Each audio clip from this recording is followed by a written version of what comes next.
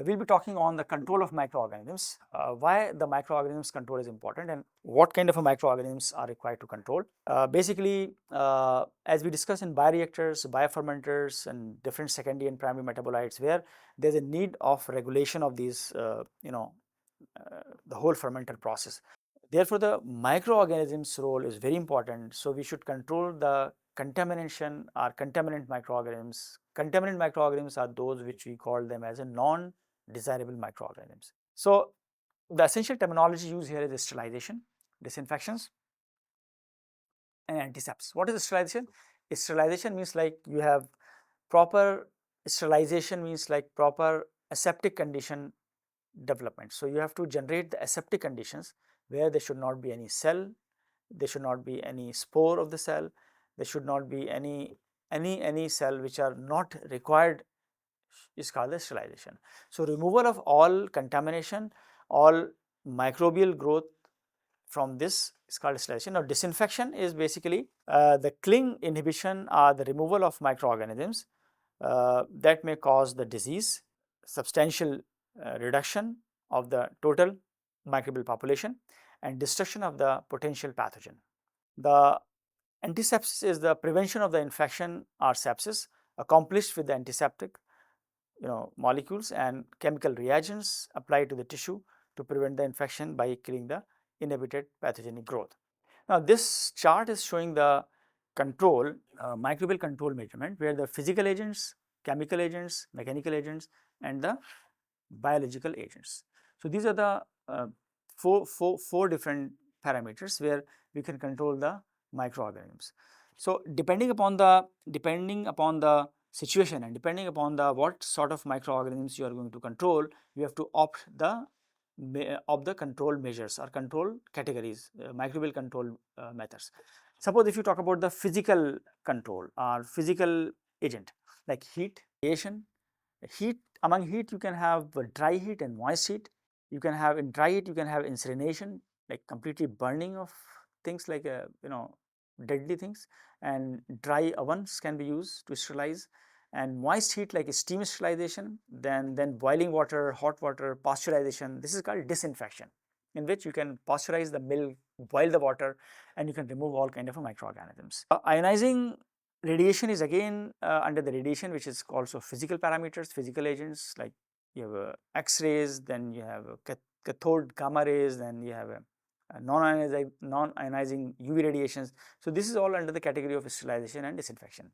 Some of the things we call them as a sterilization, and some of the things like boiling waters, hot water, pasteurization, we call them as a disinfections. So phenomenon of disinfections and sterilization are same. I mean, ultimately you have the get rid of the microbial flora, undesirable microbial flora, either through disinfection or through sterilization, but the mode and methods are different. So we call them, under certain conditions we call them as a disinfections. For example, if you boil water, if you heat hot water, or if you're using the pasteurized milk, you call them as a disinfection.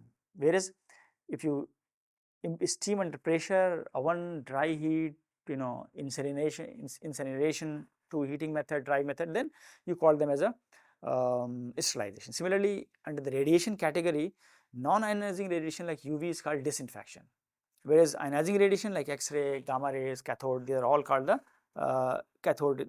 sterilization process. Now, if you come to the chemical agents, right? In chemical agents, the gases and liquid. In gases, you have a sterilization, disinfection. Then you have a liquid, animate, and then you have kind of inanimate, right? Where in animate you have a chemotherapy, then antisepsis, then in inanimate you have a disinfection and sterilization, right? So this is how the liquid and gas as a microbial control agents can be used as a chemical agents. So some of the chemical agents are the gaseous, some of the liquid. So it depends on what kind of a gases you are using. So you call them as a disinfectant or sterilization. But ultimately you are developing or creating aseptic conditions where the undesirable microbial world or microbial flora should not be present in order to intervene or interfere with the desirable microorganisms to handle or to work in microbiology lab. In mechanical, like you have filtration. Suppose many media and suspension and things are not basically allowed you to use the heating system or ionization system. So there you need to have a filter. So filter is like you have a pore size through which the bacteria or any microbes may not through, right. What you filter out, just like a sieve, just like a sieve you use for chutney, you use for the chai, for the tea, uh, tea sieving. Then what you do, simply you take a this sieve, this chutney, and put the tea on it. So all the tea leaves remain on the top, because the spores of this sieve, of this chutney, is very, very small. So leaf of these tea leaves may not get through it, and so it will remain on the sieve surface. You can throw it out by filtration of this sieve leaf of the tea, and you can take a clean filtered tea, you can drink it. Similarly, the size of bacteria in a 0.2 to 0.4 sort of filters are available. You can use this filter to retain the bacterial population outside and let the filter the media or suspension or anything which cannot be heated on. So this is the method called mechanical method. Now then we have a biological agent. In biological agent, you have predators, as we call empty sepsis. Then you have viruses and toxins. They can also use toxins which are produced from the bacteria. So they can also kill the uh, microorganisms. So this is rare conditions. Now then we have what is the pattern of microbial death. Now this plot is showing the this is the minute exposure of sterilization condition or whatever, and then you have a log number of the survival cell. Now you can see the reduction here.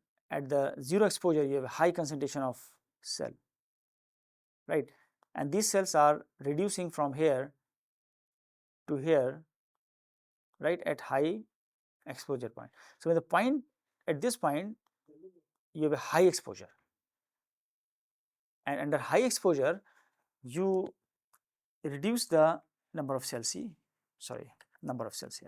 or almost it comes to the zero level or negative level. This is the zero level, this is the minus level, I mean further lower down. So this is how you can use this method patterns to look into where does your cell lies. What is the so do you have a at this exposure, do you have the cell, do you have at this exposure, do you have a cell this. So when you have lost all the cells, you identified the exposure, what is the exposure time to kill the bacteria required, right, or what is the exposure of the particular toxin or biological product required to completely kill the cell, or what is the physical agents, chemical agents. So concentration is important, what is the exposure time and the exposure of the concentration. Similarly, the exposure of time and the dose of these radiations and mechanical shell. So all these exposure to be standardized at these parameters and say, okay, at this level we can kill all the microbes. So you should know through this plot and through this standardization that what is the exposure time and concentration of a chemical disinfectant, that to completely avoid the possibility of heavy microorganisms. So this is how the patterns of the microbial. We call the D value, we call decimal reductions, right. So 90% population reduction means that D value represents the time required to kill 90% of the microorganisms or spores in the sample under specialized or specific conditions. 1 log cycle drop, 2 log cycle drop, 3. So this is the parameters we measure through the log reduction, 1 log, 2 log, 3 log reduction, right. So in a semi-logarithmic plot, the D value is in the time required for the line to drop 1 log cycle. So we measure the number of cells reduced in 1 log cycle, 2 log cycle, 3, and so on. So we can go to up to several fold reduction of the microbial flora, and then we characterize at this very concentration or at this exposure we have this log reductions, right, and that you have to report in your publication, your reports and all. So what are the factors affecting the antimicrobial effectiveness? Population size is very important now. How the population, for example, if it is large population, require longer time. Large population require more concentration of the disinfectant, more concentration of a chemical to die these cells. So population size is very important. This we call the titer, or we call the total concentration of a cell. Suppose if you have a 10 to the power 6 cell per ml concentration of a density cell of suspension to eliminate, to kill, it may take, say for example, 1 hour to kill at certain dose, and physical parameters or some chemical parameters or chemical agents to kill the cells, right. but since population is more, it may take more time, right, compared to the population where you can have only 10 to the power 2 cells or only 100 thousand cells or 10,000 cells. So 1 million cells will be killed with large exposure, and 1,000 cells will be killed at a less exposure or less treatment of the physical or chemical or biological parameter treatment. So population composition is also important. Bacterial spores, whether it is a spore, it is a gram positive, gram negative, fungus, protozoa, what. So what kind of a population you have, what kind of a surrounding population you have. You may have a bacteria here, you may have like fungus, you can have a protozoan. So what you are treating, this is also important. What is the type of species you have? Some are the very resistant species, may not be killed by. So you need to have a multiple exposure, or you can have, say for example, multiple type of rather these things, agents to kill it. Physical agents, chemical agents, and so on. Agent concentration. The more concentrated chemical agents for intense physical agents generally destroy the microorganisms more rapidly. Denaturation of exposure. The longer population is exposed to microbial agents, the more organisms are killed. So how were the duration of your exposure, right? Time of the exposure is also.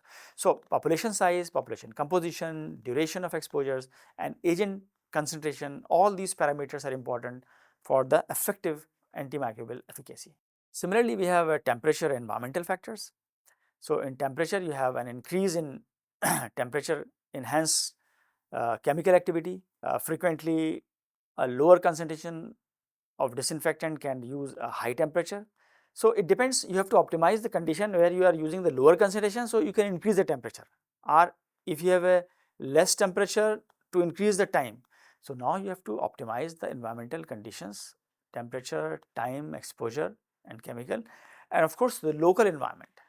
The organic matter can protect the microorganisms. Then you have again the physical and chemical agents. Biofilm provide the protections, so you have to disturb the biofilm also. You have to look into the several physiological parameters where you can control the physiological parameters which can maintain the biofilm formations to sustain the cells. So how to make the system free from these, the environment free from these microbial flora, microorganisms or contaminants, that you have to optimize the conditions. Now the moist heat sterilization means like you have a boiling water, then you have a steam under pressure, then you have autoclave system. So boiling water is like exposure to boiling water is 100 degrees centigrade, 10 minutes to 20 minutes is more than enough. Temperature for 100 degrees centigrade using the standard steam method, you can slightly improve or increase the temperature. So you can also destroy the bacterial spore. So in order to destroy the bacterial spores, you can also have a Tyndall effect, or you can have like a Tyndallization, that's we call it. Like you kill the cells, then again you after killing the cells, again you regrow it, again you kill, again heat it, again regrow, again heat, and so there's the intermittent heating and regrowing of the cell will let you give you the spore production into the vegetative cells, and by the time it grown, it killed, and again you let the vegetative cells to grow. Those who have already could not produce the spores, again spores can grow and show the produce the vegetative cells, and these vegetative cells again can be killed by the heating conditions. So this is called intermittent heating and regrow conditions, Tyndallization, so Tyndall effect. Autoclave is a standard sterilization method where use 121 degrees centigrade at 15 pound pressure for 15 minutes or to 20 minutes generally. This is the condition of autoclaves, and this is the structure of autoclave where you can have a double steel jacketed vessel just like a pressure cooker, and you have a thermostat, you have monitoring the pressure, you can monitor the temperature, pressure, right, and all kind of a steam release is be there. So you can supposed to clean the all kind of contaminant things through autoclaving. Now there is some limitation of the autoclaving or autoclave sterilization is that you cannot autoclave every substance, every microorganisms, right. Sometimes you are bound to filter it, you are bound to, because for example nutrients media which you are producing through adding the bases, nucleotide bases, are amino acids which may not, are vitamins, right, are some enzymes. So in that case, you if you heat it, the activity is lost. So therefore, you filter it and then you add once the whole things get autoclaved. So autoclave operation requirement is like complete air removal, proper loading of whole vessel, whole this autoclave, and then extended time for large volume process, right. So this is all conditions for autoclaving operation requirements. So if you maintain the autoclave through proper operational mechanism, then you can have better sterilization. Now sometime after autoclaving you may not get the proper sterilization, you have like sometime you may not have properly sterilized. So in that case you need to have check the whether things are sterilized or not. For that you need to cross check the sterilization product through several method we call monitoring and validation.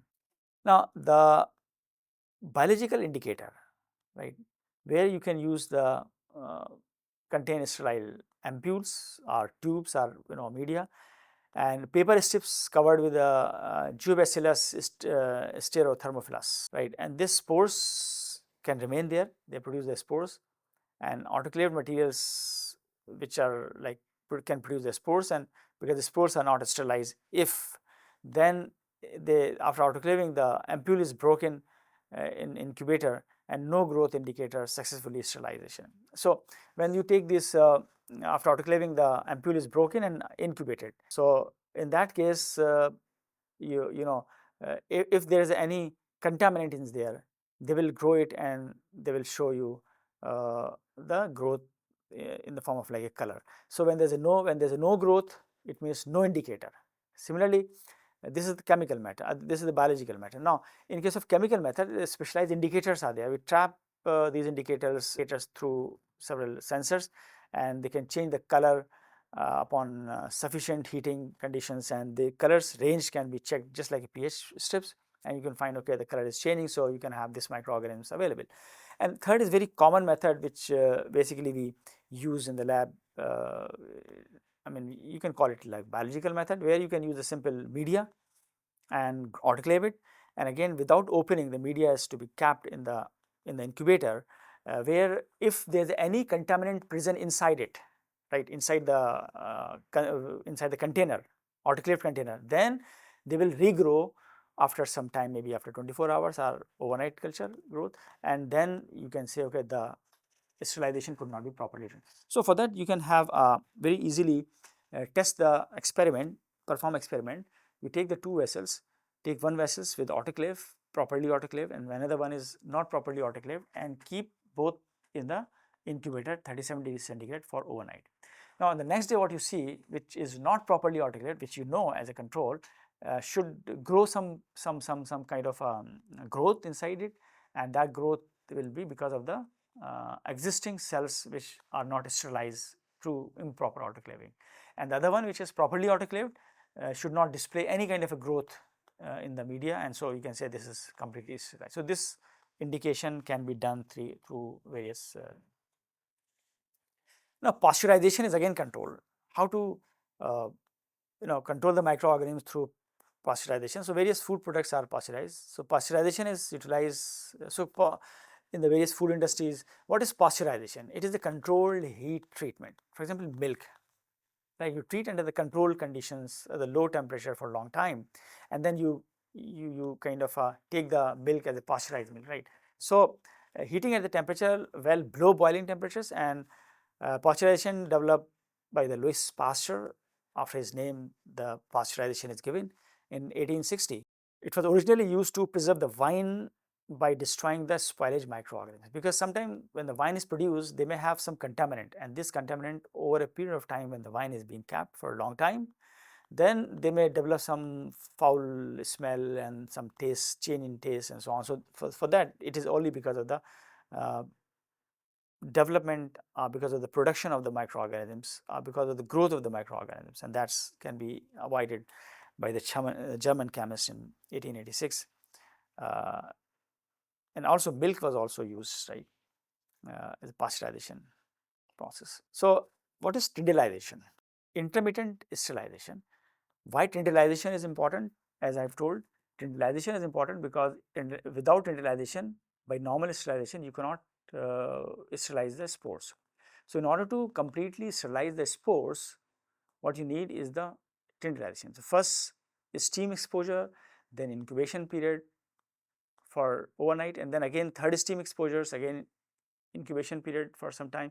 So this is how 2 to 3 times you grow and high temperatures, and then again intermittent conditions for good conditions for the growth, for vegetative cells to regrow from the spores, and this is how you can eliminate all possible spores through several days. Continuous sterilization, and then we can have batch sterilization. Continuous sterilization means you continuously sterilize something, right?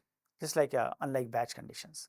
In that case, spores may remain there, so you have to be careful about the spores through batch sterilization. In case of batch sterilization, your materials are loaded onto the chamber and autoclave and process. Complete batch are removed out, right? And suitable laboratory for equipment, media, and some small scale operations. Now, continuous sterilization means like you can material flow continuously through system with the heating, holding, cooling zones, and then ideal for the large scale industrial applications like food processing, short exposures times, and better production. So you can also sterilize this because it is intermittent kind of a things. And dry sterilization used for high heating conditions like dry heat. Then we have autoclave is also like 121 degree centigrade at 15 pound. Clostridium botulinum spores killed by the moist heating. Now filter sterilization is sterilization where you cannot sterilize many components without under heating and physical treatment conditions. So there you need to have a filtration process. So depth filtrations, membrane filtrations, these are also methods which are used for sterilization. And in this case, you will remain the suspension solutions or something free of microorganisms, and you can remove the microorganisms through sieving process or through filtration process, both either through membrane filtration or some fiber granules materials are used for that for filtration process.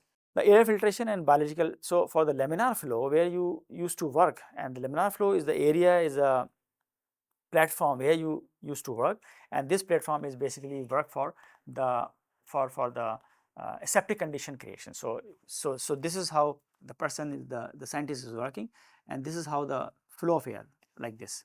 So we call HEPA filter, and this HEPA high frequency high efficiency particulate filters are basically important to remove any kind of contaminants, and the contaminants get filtered through, and the air which is coming out of it filter is free of microorganisms. So when you work in the, for example, if this is a like situation, so the filter is removing the air like this, air is coming from here, and filter is like using exhaust to clean the air, to take the air out from it after filtration. So HEPA filter will work to clean all kind of microorganisms, and the air which is coming here, we are working in this area like autoclaving.